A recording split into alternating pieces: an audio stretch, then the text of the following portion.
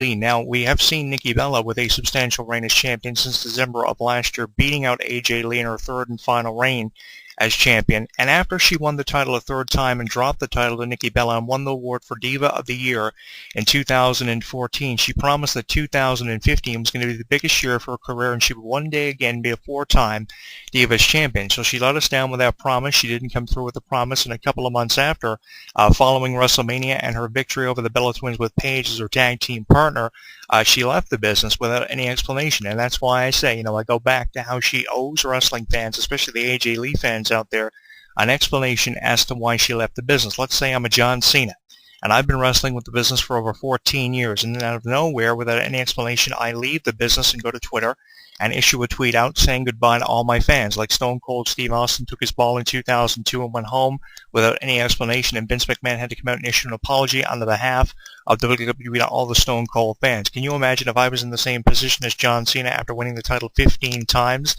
and leaves the business? It's different if you come out in the ring on a microphone and a promo and thank everybody in the way of Daniel Bryan and retire with the Intercontinental Championship and leave it in the ring out of respect. It's different if you go about it that way and you give an opportunity to someone like Ryback, who's never been Intercontinental Champion before. I accept that, but what I don't accept is just walking away from something that made you what you are. And AJ Lee knows that the wrestling business made her what she is. And to go to somewhere like TNA Wrestling or to go to some other wrestling promotion, even on an independent level, would be absolute low. It would be sinking to an entirely different level for AJ Lee, especially with the reputation she has in the wrestling business. So to say she'll go to TNA Wrestling, Ring of Honor, or some independent wrestling company, I think that would be ludicrous.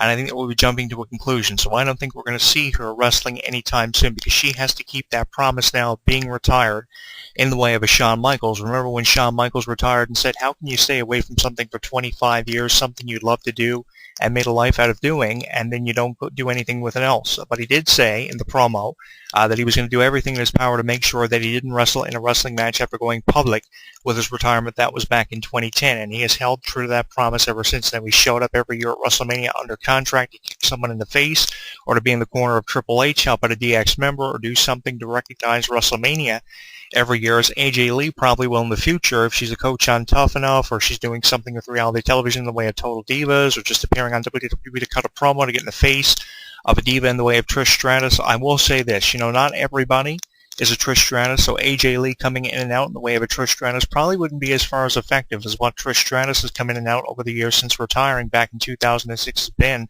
to wrestling fans, because without question Trish has more fans outnumbering the fans of AJ Lee. Yes, she was the most popular diva out of the current New Talent Initiative, but she wouldn't have lasted, I don't think, during the Attitude Era or the early thousands when Trish Stratus was really big and at the high point of her career. I don't think that she would have lasted 5 minutes in the Attitude Era. Maybe with this crazy personality she would have had a little bit of a chance, but not so much in the way of a Trish Stratus or a Stacy Keibler, because they were the definition of attitude when it came to the Divas division. When it came to Miss Kitty, Trish Stratus, Stacy Keibler, Tori Wilson, they were the definition of attitude, and they were the definition of what wrestling at that point and that era really was all about. But I don't think AJ Lee would have lasted 5 minutes just as CM Punk would have lasted in the ring with The Rock and Stone Cold Steve Austin back in the days when they were in the prime of their careers. And there are a lot of conclusions being drawn about where AJ is going to show up again in professional wrestling. If she does go to the independent level, I wouldn't be surprised, but I don't think she belongs at the independent level. I think where she belongs now is she needs to remain true to her commitment outside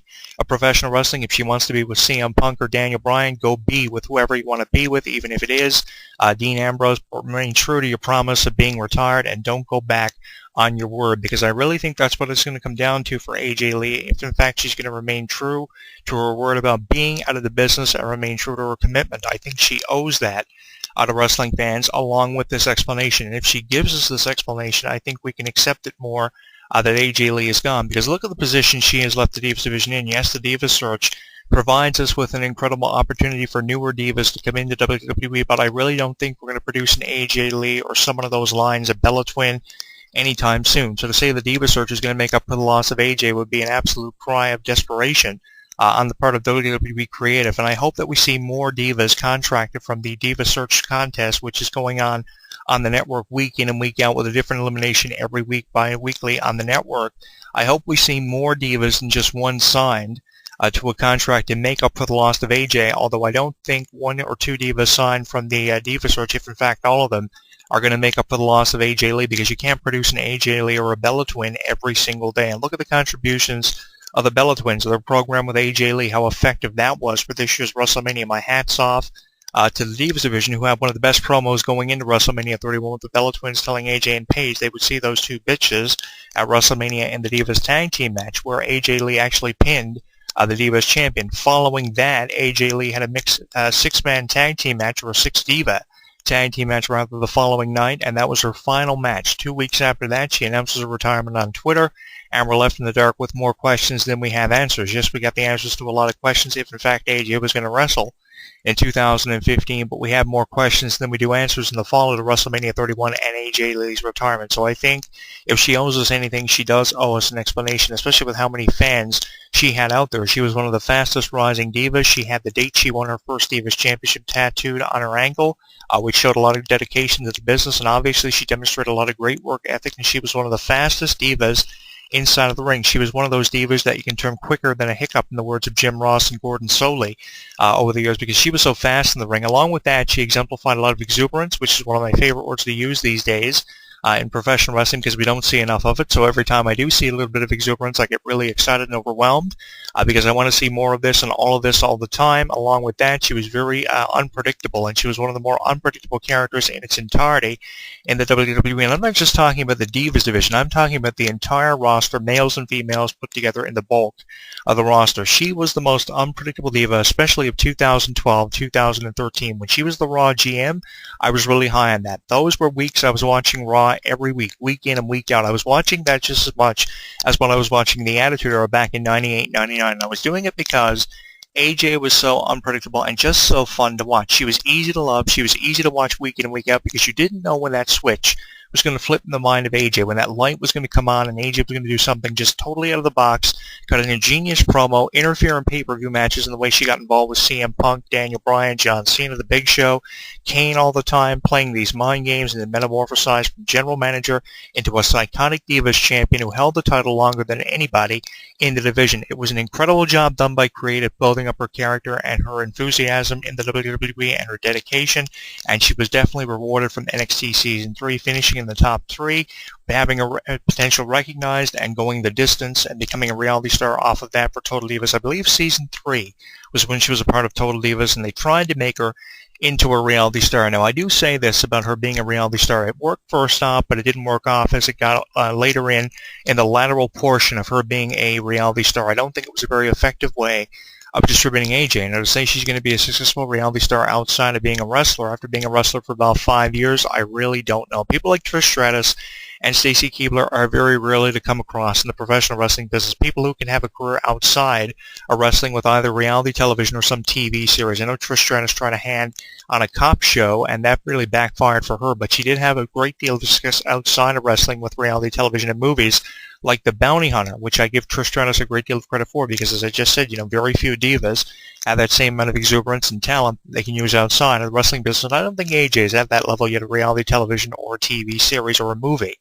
For WWE films, maybe, but outside of wrestling, I really don't know, because the script for WWE films stays within wrestling now, and I really appreciate how more times than enough WWE films stays within what brought WWE films to the dance and stays within the script of professional wrestling. When she was in the Scooby-Doo movie, she did a great job. When she was in the sequel to the Scooby-Doo movie, she did a great job. In any animation movie where she plays herself is great. The portrayals of herself as an animated character or on television is awesome. But outside of that, I really don't know. I question that, and I'm in doubt of AJ being a reality star, a TV series host, or something in the way of having a movie role outside of WWE films. You got to keep it within the wrestling script for divas like AJ Lee, because that's where the talent is with AJ Lee. It's just a crying shame that she didn't recognize that, and she kind of jumped the gun, in my opinion, and jumped to a conclusion with her retirement. We'll see where it goes from here on out. If you've got a file on AJ Lee retiring and how she handled her retirement, in my point of view, coming from my perspective, very unprofessionally, you can give me your opinion on our Facebook page at HGW Entertainment, on Twitter at Jonathan Clark 1. I'd love to hear from you in the way of your opinion about AJ Lee, because I do think she owes her fans an explanation, and she can't go much longer without giving us an explanation that we are owed as wrestling fans. And I think I speak for every wrestling fan listening to this show who hears my voice wherever you may hear it from on this weekend of July 12th, this Sunday afternoon. I think wrestling fans are owed this, and we can't go much longer without an explanation. She owes us at least that, if she owes us anything. It's just up to her whether or not she issues us this apology, which we are definitely owed. So if you have a file on it, give me your opinion on our Facebook page at HCW Entertainment, on Twitter at Jonathan Clark 1, and I will see you next week. Speaking of Jason Derulo, who I touched on here earlier, here he is with Want You to Want Me, off his new album, available for download exclusively through iTunes, and I will see you next week. Like what you hear? Tell us on Facebook, Twitter, and YouTube.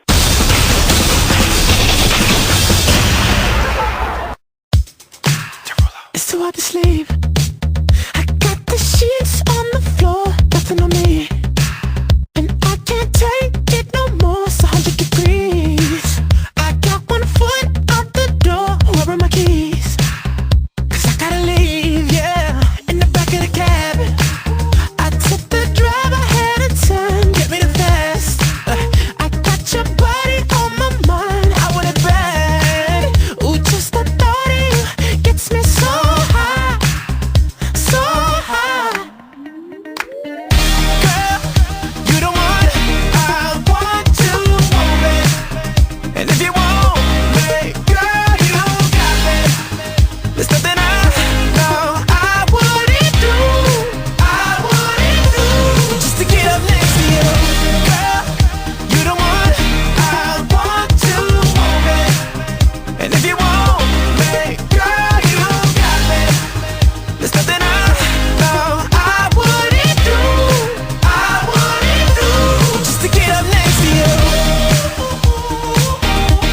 just to get up next to you. You open the door,